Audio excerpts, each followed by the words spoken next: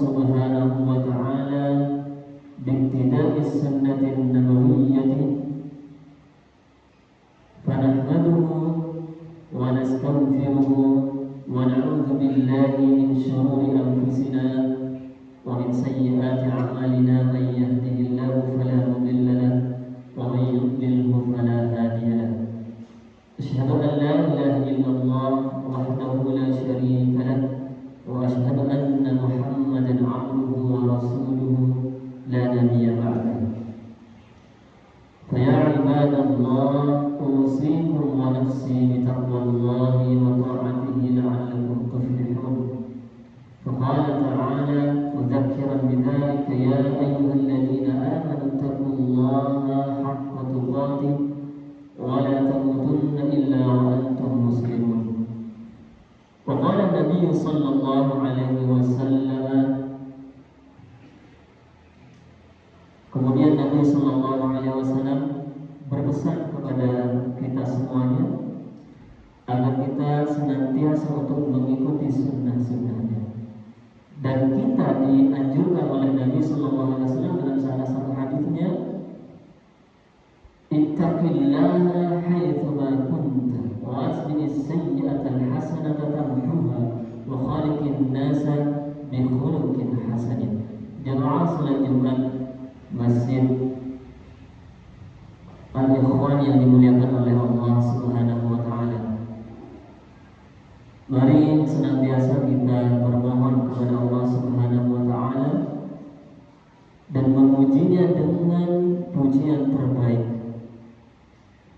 dengan cara meningkatkan kualitas dan kuantitas ibadah kita di hadapan Allah Subhanahu wa ta'ala, dan senantiasa kita haturkan salawat kepada Nabi Muhammad sallallahu alaihi wasallam, kepada keluarganya, dan semoga kita sebagai umatnya menjadi umat yang oleh Nabi sallallahu alaihi wasallam rindukan. Jamaah salat Jumat yang dimuliakan oleh Allah Subhanahu wa taala. Alhamdulillah, kita masih berkesempatan untuk menjalankan salah satu kewajiban kita sebagai umat Islam. Yang boleh jadi di luar sana ada teman kita, ada saudara kita, keluarga kita yang secara hukum fikih memang diperbolehkan untuk mengganti salat Jumatnya dengan penunaian salat zuhur, sehingga itu mengartikan bahwa tidak ada alasan apapun untuk meninggalkan kewajiban sholat. Allah Subhanahu wa ta'ala senantiasa mengikrarkan dirinya seperti di dalam Al-Quran, wa aqimus sholata lidzikri, dirikanlah sholat, tunaikanlah sholat. Salah satu manfaatnya adalah lidzikri, adalah untuk zikir, untuk lebih dekat ingat kepada Allah Subhanahu wa ta'ala. Karena nanti akan ditemukan oknum umat Islam yang melaksanakan sholat namun lalai dengan bacaan dan gerakan yang ia lakukan di dalam sholat, sehingga inilah yang memicu salah satu ayat di dalam Al-Quran, fawailul lil musallin alladzina hum 'an salatihim sahun alladzina hum yura'una wa yamna'una lil-ma'ruf. Kata para ulama, ada salah satu lembah di dalam neraka yang disebut dengan wail. Fawailun, wail adalah nama salah satu lembah di neraka. Fawailul lil musallin, celakalah orang-orang yang menunaikan sholat. Sholat yang bagaimana? Yang dianggap celaka oleh Allah Subhanahu wa ta'ala, alladzina hum 'an salatihim sahun, yaitu sholat yang dikerjakan oleh oknum orang-orang Islam itu sendiri, namun ia lalai terhadap bacaan gerakan sholat di dalamnya, bahkan tidak memperhatikan syarat dan rukun yang ada di dalamnya.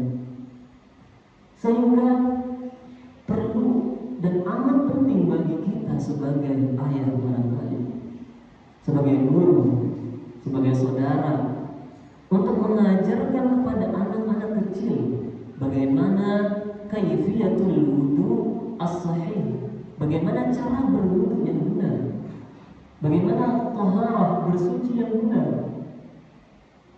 Karena hal ini yang akan mengantarkan kita semuanya pada penunaian salat yang diterima, khusyuk dan dianggap oleh Allah Subhanahu wa taala. Jamaah salat yang dimuliakan oleh Allah Subhanahu wa taala. Topik khutbah singkat pada kali ini adalah moderasi keislaman yang mesti kita tunaikan dalam berkehidupan. Kita ambil salah satu ayat di dalam surah Al-Qasas, misalkan, Inna Qaruna kana min qaumi Musa fabagha alaihim wa atainahu minal kunuzi ma inna mafatihahu latanu bil asbah ulil quwwah in qala lahu qawmuhu la tafrah inna Allaha la yuhibbul farihin. Allah Subhanahu wa taala memberikan satu gambaran bagaimana ada salah satu umat Nabiullah Musa alaihissalam yang kisahnya amat sangat familiar di kalangan umat Islam. Sosok tersebut adalah Qarun. Inna Qaruna kana min qaumi Musa. Mengapa Qarun diabadikan oleh Allah Subhanahu wa taala di dalam Al-Qur'an? Padahal bukan seorang nabi dan rasul. Qarun dikenal sebagai sosok hamba yang taat dahulunya. Namun tatkala ia berdoa memohon kepada Allah Subhanahu wa taala agar diberikan kekayaan yang berlimpah ruah, ia berusaha dengan sekuat tenaga untuk mengumpulkan harta tersebut, sehingga oleh Allah Subhanahu wa taala singkat cerita Allah berikan harta benda kekayaan kepada Qarun. Namun apa yang terjadi? Fabagha alaihim. Di dalam Al-Quran ada dua diksi kata. Jika seseorang lalai dikarenakan harta, kemudian lebih menjauh kepada Allah Subhanahu wa taala, maka Al-Quran menyebutnya dengan bagha. Seperti kisah Qarun ini. Fabagha alaihim. Ada tokoh di zaman Nabi Musa juga, Fir'aun. Oleh Allah disebut dengan tagha. Inna Fir'auna, di dalam Al-Quran disebutkan dengan tagha, yaitu sosok yang lalai karena ia mendapatkan pangkat dan jabatan sehingga disegani oleh kaumnya. Apa yang ingin disampaikan? Pertama, ketika Allah memberikan contoh Qarun misalkan, karena telah lalai dengan harta benda yang dia miliki, maka Allah Subhanahu wa taala memberikan kecaman yang amat luar biasa. Bahkan di dalam surah yang amat familiar, surah At-Takatsur. At-Takatsur artinya adalah menimbun, memperkaya diri, memperbanyak harta benda. Alhaakumut takatsur. Celakalah orang-orang yang senantiasa cita-citanya hanya orientasi untuk mengumpulkan harta benda. Orientasinya hanya untuk mengejar pangkat dan jabatan. Sehingga ketika hal itu semuanya telah dicapai, ia lalai kepada Allah yang telah memberikan hal itu semuanya. Hatta zurtumul maqabir. Mengapa Allah menyebutkan kuburan di dalam surah At-Takatsur? Nah, inilah salah satu hadis Nabi nanti yang akan menguatkan, yang akan menjelaskan kenapa di dalam surah At-Takatsur dicantumkan maqabir, kuburan-kuburan. Karena orang akan merasa dirinya takut dan sadar akan kembali kepada Allah Subhanahu wa taala ketika ia mengingat akan kematian. Sehingga Nabi SAW dalam salah satu potongan hadis menyampaikan tentang ziarah kubur. yang dahulunya pernah dilarang oleh Nabi karena ada sebagian umat Islam pada saat itu meminta kepada mayit yang berada di kuburan, bukan sebagai perantara, tapi mutlak untuk meminta, sehingga Nabi melarang pada waktu itu untuk ziarah kubur. Sehingga kemudian Nabi menganjurkan fazuru, silakan berziarah kubur. Kenapa kita dianjurkan untuk ziarah kubur? Fa innaha tudzakkirul maut. Karena ziarah kubur akan lebih mengingatkan kita pada kematian. Jemaah yang dimuliakan oleh Allah Subhanahu wa taala, bukan berarti Islam melarang umat Islam untuk menjadi orang kaya, untuk mendapatkan jabatan yang tinggi, tidak. Catatannya adalah jadikan semua yang telah diberikan oleh Allah untuk mendekatkan diri kepada Allah Subhanahu wa taala. Inna mafatihahu latanu bil asbati ulil quwwah. In qala lahu qawmuhu la tafrah innallaha la yuhibbul farihin. Kekayaan Qarun disampaikan di dalam ayat ini untuk membuka berangkas harta karun itu sendiri. Kuncinya harus digotong osbah oleh sekelompok golongan orang-orang yang kuat, tidak mampu untuk dibuka oleh sembarang orang dan hanya satu atau dua orang. Akhir-akhir ini kita dimunculkan di sosial media, misalkan salah satu fenomena, ada salah seorang pejabat yang tertangkap telah menimbun harta yang amat prestisius dan potongan emas yang sangat fantastis. Apa korelasinya?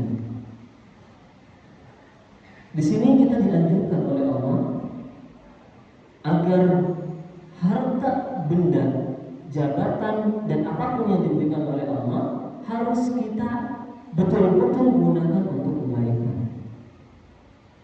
Gunakan hal itu dengan adil. Adil itu bukan hanya persoalan hukum, tapi persoalan untuk mengelola diri, mengelola harta, mengelola jabatan. Sehingga kita semua dituntut oleh Allah Subhanahu wa taala untuk berlaku adil, untuk berlaku moderat, bukan hanya dalam hal beragama, tapi kita dituntut oleh Allah untuk moderat dalam bertindak dan berperilaku. Jemaah yang dimuliakan oleh Allah Subhanahu wa taala, kalla sawfa ta'lamun. Kata Allah, mereka kelak akan mengetahui akibat dari at-takatsur mereka, bermegah-megahannya mereka dalam harta dan jabatan. Tsumma kalla sawfa ta'lamun. Ditakkid kembali oleh Allah dua kali di dalam ayat ini dengan ayat yang hampir serupa, bahwa kelak mereka betul-betul akan melihat dampak dari perlakuan perbuatan yang telah mereka kerjakan selama di dunia. Saat Syekh Wahbah Az-Zuhaili di dalam Tafsirul Munir mengomentari ayat ini, kemudian beliau mengutip salah satu hadis Nabi bahwa yasba'ul mayyitu thalatha. Saat umat Islam wafat, intaqala ila rafiqil a'la, berpindah alam, dipanggil oleh Allah Subhanahu wa taala, maka kata Nabi sallallahu alaihi wasallam, yang akan ikut terhadap jenazahnya ada tiga hal. Yasba'ul mayyit thalatha, ada tiga hal yang akan menyertai jenazah umat Islam saat ia telah wafat. Fayarji'ani ithnatani, kemudian dua dari tiga itu pergi pulang meninggalkannya. Wa yabqa wahid, dan yang tersisa hanya satu hal saja yang ikut sampai hari kiamat. Kemudian para sahabat di sini bertanya, penasaran kepada Nabi Sallallahu Alaihi Wasallam, apakah dua hal ya Rasulullah yang akan meninggalkan umat Islam saat ia wafat? Maka Nabi di situ menjawab, yang akan meninggalkan mereka adalah maluhu, satu keluarganya, yang kedua malu harta bendanya, yang kedua adalah keluarganya. Kemudian sahabat bertanya, kemudian ya Rasulullah, kalau yang satu lagi yang ikut sampai hari kiamat itu apa? Nah, itulah yang akan ikut kepadanya, itu adalah amaluhu, hanya amal perbuatannya. Faman ya'mal mithqala dzarratin khairan yarah wa man ya'mal mithqala dzarratin syarran yarah. Besar kecil perbuatan yang telah kita kerjakan akan mendapatkan feedbacknya di kemudian hari. Jemaah yang dimuliakan oleh Allah Subhanahu wa taala, kalla law ta'lamuna 'ilmal yaqin, kalian akan melihat ilmal yaqin dengan pengetahuan kalian sendiri. Dulu kalian merasa di dunia akan terbebas dari hukuman. Mungkin kalian lolos saat diperiksa oleh KPK. Mungkin kalian lolos dari masyarakat yang tahu persis terhadap tindak perbuatan kalian. Apa kata Allah? Kalla law ta'lamuna 'ilmal yaqin, kalian akan melihat dengan mata kepala kalian sendiri tentang apa yang telah kalian perbuat selama di dunia. Inilah yang di dalam Islam oleh Nabi sallallahu alaihi wasallam ketika para sahabat bertanya, bainama nahnu julusun 'inda Rasulillah sallallahu alaihi wasallam, kemudian sampai pada potongan ayat, wa mal ihsan ya Rasulullah, ihsan itu apa? Islam, iman, ihsan. Ihsan itu apa ya Rasulullah? An ta'budallaha ka'annaka tarahu fa in lam takun tarahu fa innahu yarak. Ihsan adalah kita menghambakan diri secara totalitas kepada Allah, seolah-olah kita merasa diawasi oleh Allah. Bukankah kita di dalam pekerjaan kita di kantor, katakanlah ada CCTV yang memantau kita, kita akan bekerja dengan maksimal mungkin. Lalu bagaimana dengan CCTV Allah Subhanahu wa taala? Ma yalfidhu min qawlin illa ladayhi raqibun 'atid. Yang Allah sampaikan di dalam surah An-Najm. Bukankah di dalam surah Qaf, bukankah kata Allah Subhanahu wa taala, telah aku utus di dalam setiap diri manusia ada dua malaikat yang akan mencatatnya. Raqibun 'atid. Malaikat raqib dan 'atid. Jika CCTV di dalam kantor, pekerjaan kita saja mampu membuat kita maksimal untuk mengerjakan pekerjaan kita, maka lantas bagaimana kita sebagai hamba Allah Subhanahu wa taala yang senantiasa diawasi 24 jam oleh Allah Subhanahu wa taala. La ta'khudhuhu sinatun wa la nawm. Jemaah yang dimuliakan oleh Allah Subhanahu wa taala, sebagai kalimat penutup, wabtaghi fima ataka Allahu daral akhirah. Kata Allah Subhanahu wa taala, silakan kalian berkelana, silakan kalian pergi sejauh mata memandang, cari anugerah Allah Subhanahu wa taala. Mungkin kita sudah berikhtiar di Depok, belum juga mendapatkan kesejahteraan. Boleh ke Jakarta masih belum juga mendapatkan kesejahteraan, boleh ke provinsi lain, bahkan ke negara lain. Karena Allah Subhanahu wa taala telah memerintahkan kepada kita untuk mencari anugerah itu sejauh mata memandang dan sesuai dengan kemampuan kita semuanya. Jemaah yang dimuliakan oleh Allah Subhanahu wa taala. Sehingga Allah Subhanahu wa taala betul-betul tidak menginginkan kita hanya fokus untuk mengejar hal duniawi. Wala tansa nasibaka minad dunya. Tapi kata Allah, tapi kalian jangan sampai lupa untuk mencari bekal akhirat. Jadikan dunia kalian, harta benda kalian, jabatan kalian untuk memperkuat, memperberat amal timbangan kalian nanti saat yaumul mizan. Saat hari di mana seluruh amal perbuatan kita akan ditimbang oleh Allah Subhanahu wa taala. Semoga kita semua sebagai umat Islam, sebagai umat Rasulullah sallallahu alaihi wasallam, senantiasa mendapatkan bimbingan dari Allah dan Rasul-Nya, menerima nasihat-nasihat para ulama, sehingga kita dilembutkan hatinya, disemangatkan untuk senantiasa beribadah kepada Allah Subhanahu wa taala. A'udzu billahi minasyaitonir rajim. Bismillahirrahmanirrahim. Wal 'ashr. Innal insana lafi khusr illa alladziina aamanu wa 'amilus shalihati wa tawassaw bil haqq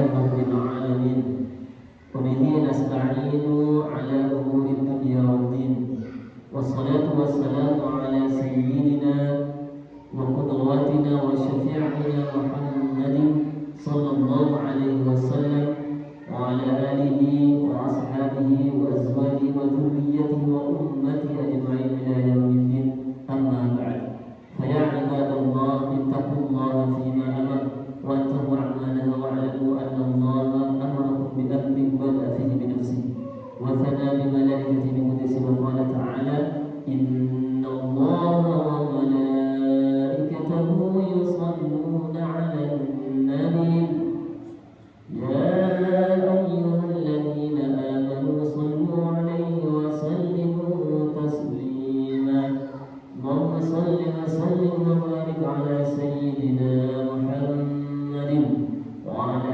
آله وذريته وأمته أجمعين إلى يوم الدين اللهم اغفر للمسلمين والمسلمات والمؤمنين والمؤمنات الأحياء منهم والأموات اللهم ادفع عنا الغلاء والوباء والزنا والزلازل والمحن ما ظهر منها وما بطن من بلدنا إندونيسيا خاصة ومن سائر بلدان المسلمين